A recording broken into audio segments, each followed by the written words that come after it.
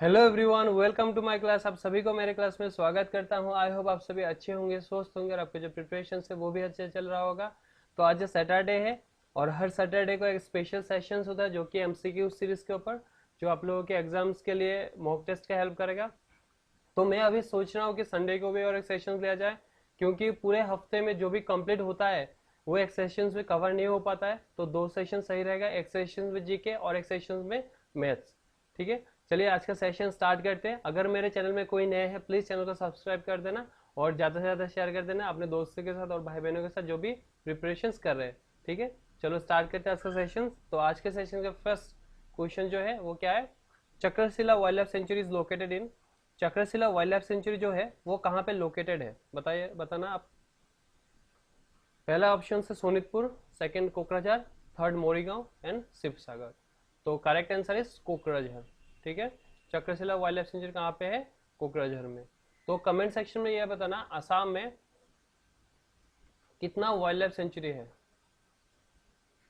How many wild life sanctuary in Assam? ठीक है, ये कमेंट सेक्शन में आप बताइएगा। चलो नेक्स्ट क्वेश्चन देखते हैं।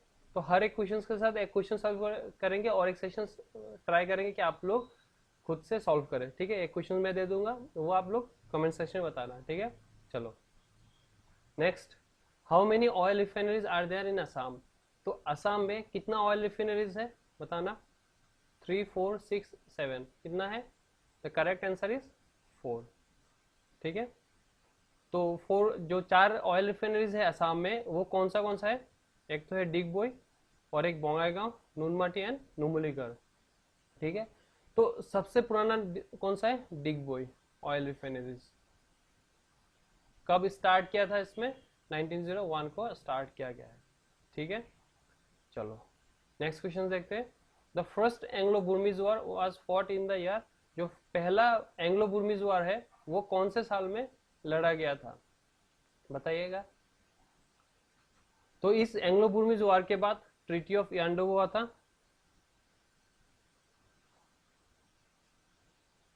और इस ट्रीटी ऑफ यांडोबो के बाद ब्रिटिश का जो राइज हुआ था असम में, ब्रिटिश रूल स्टार्ट हुआ था। पूरा पूरा टिल 1947 तक ब्रिटिश रूल था। तो फर्स्ट एंग्लो बुर्मीज वॉर कौन से साल में हुआ था? 1824 इज द करेक्ट आंसर। तो ये जो ट्रीटी ऑफ यांडोबो है वो कौन से साल में हुआ था? 1826। ठीक है, चलो याद रखना। तो इस एंग्लो बुर्मीज वार तक ही, मतलब जो मिडिएवल है असम का वहीं तक सीमित है। ट्रिटी ऑफ एंडो के बाद मॉडर्न असम स्टार्ट होता है। ठीक है, चलो नेक्स्ट क्वेश्चन देखते हैं। Who is the father of Indian space program? जो इसरो है हम लोग का जो रिसर्च सेंटर है, ठीक है, तो ये इंडियन स्पेस का, इस प्रोग्राम का जो फादर माना जाता है वो कौन है? जो इसका इनिशिएटिव लिया था या फिर जो भी है, कौन है? डॉक्टर, कौन है? Doctor Vikram Ambala Sarabhai.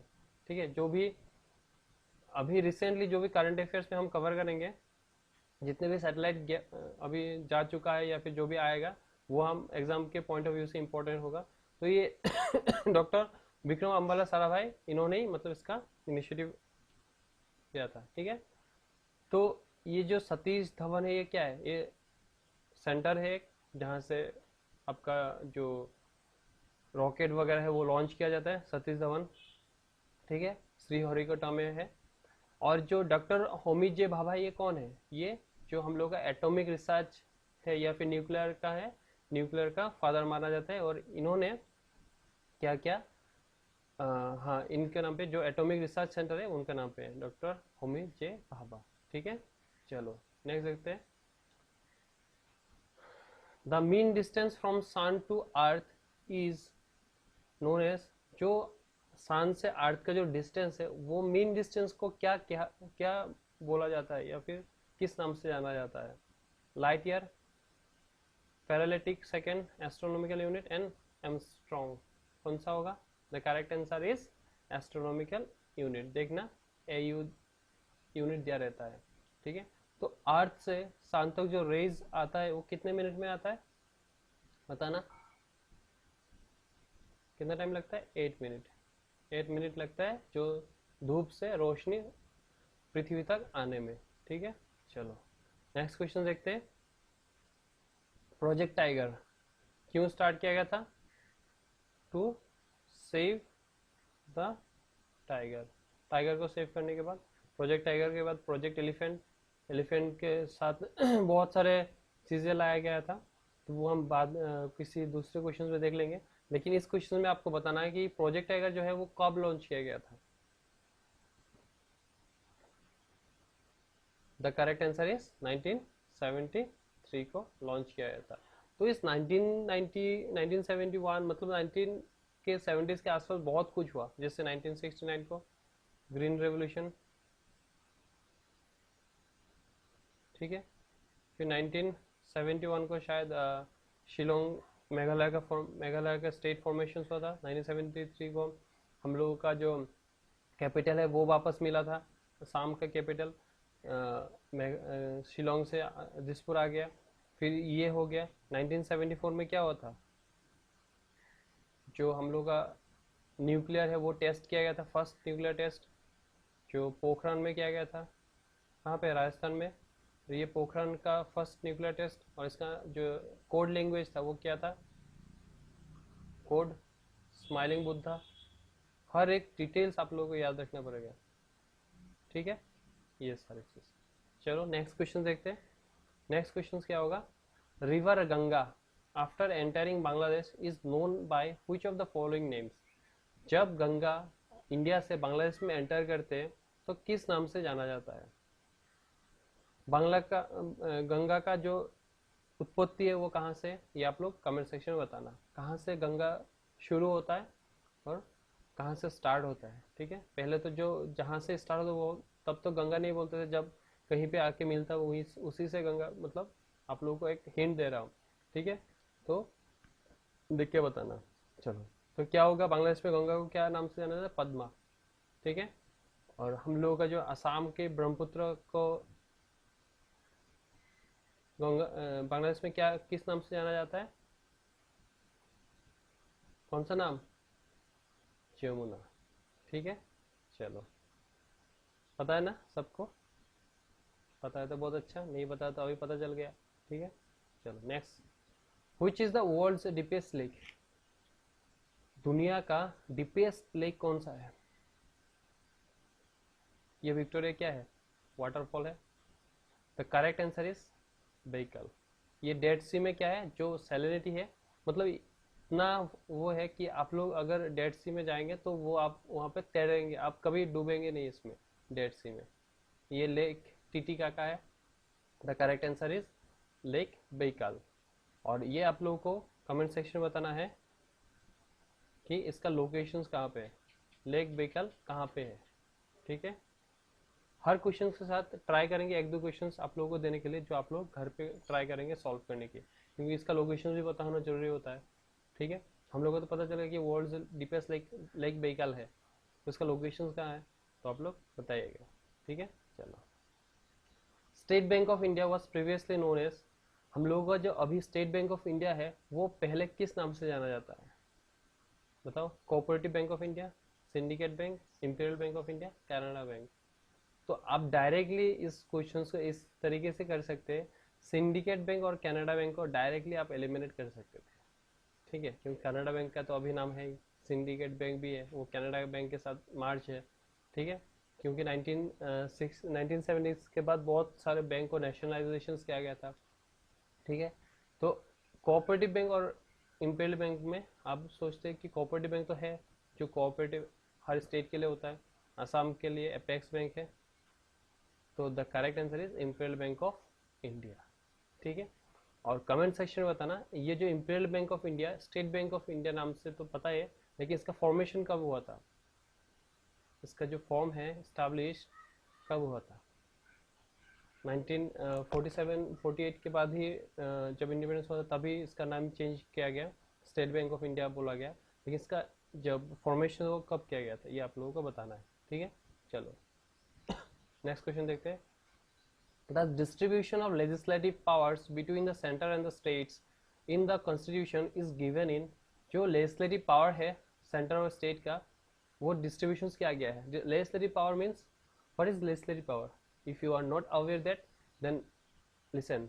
Legislative power is law making power, किसके पास लॉ मेकिंग पावर होता है? लेजिस्लेटिव। हम लोगों के 3 विंग है हम लोगों का जो है, एक होता है लेजिस्लेटिव, एक होता है एग्जीक्यूटिव और एक होता है जुडिशियरी। लेजिस्लेटिव का काम है लॉ बनाना,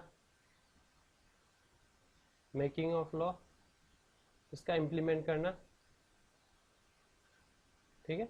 और जुडिशियरी काम है रिव्यू करना, ठीक है। हम किसी चीज़ का अगर कुछ बनाते हैं, कुछ हम लेते हैं तो उसका रिव्यू देखते हैं कि नहीं, कि वो खराब है तो नहीं लेंगे, अच्छा है तो लेजिस्लेटिव का काम है लॉ मेकिंग, ठीक है, लॉ बनाना, ठीक है। और एग्जीक्यूटिव का काम है वो जो लॉ बनाया गया है उसका इम्प्लीमेंट करना। तो इसको हम पॉलिटी क्लास में पूरा डिटेल में देखेंगे, सिर्फ आपको इतना बता दे रहा हूँ। जो 3 विंग है, पहले का लेजिस्लेटिव का काम है लॉ बनाना, एग्जीक्यूटिव का काम है लॉ इम्प्लीमेंट करना। एग्जीक्यूटिव 2 तरीके के हैं, एक परमानेंट और एक टेम्पोररी। परमानेंट जो है वो तो हम लोग का सिविल सर्वेंट वाला है, जो हम लोग का IAS होता है, ठीक है। और जो टेम्पोररी होता है वो हम लोग का MLA MPs होते हैं, जो इलेक्ट किया जाता है, ठीक है। तो जुडिशरी काम क्या है? जो लॉ बनाया गया और जो लॉ इम्प्लीमेंट किया गया है वो जो हम लोगों का पीपल है, मतलब सिटीजन्स है, उसका फेवर में, उसका मतलब कोई तो नुकसान नहीं पहुंचा रहा है उस लॉ की वजह से, तो वो रिव्यू करेगा। अगर तुम्हारा फंडामेंटल राइट्स वो वायलेट कर रहा है तो जुडिशियरी डायरेक्ट तभी उस लॉ को डिसमिस कर देगा, ठीक है।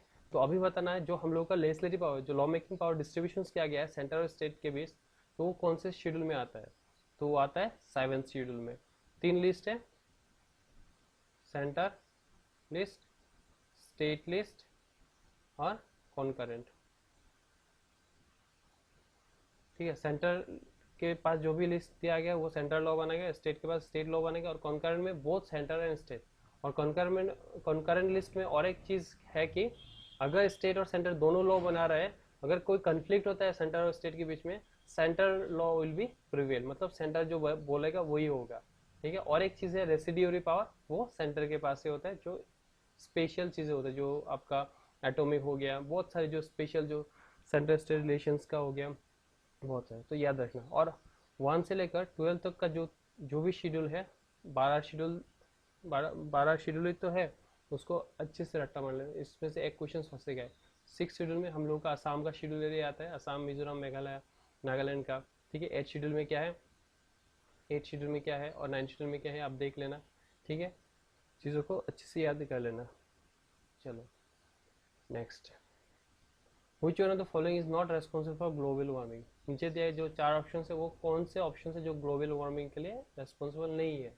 ये चीज़ हमेशा याद कर देखना, अच्छे से देखना, क्वेश्चन हमेशा देख के आंसर करना, नहीं तो कभी नोट किसी को एग्जाम में इतना हड़बड़ी होता है, नोट दिखाई नहीं देता है, ठीक है। तो methane, water vapour, carbon dioxide, ये तीनों क्या है, रेस्पॉन्सिबल है ग्लोबल वार्मिंग के लिए। सिर्फ आर्गन ही एक है जो नहीं है, ठीक है। The correct answer is argon.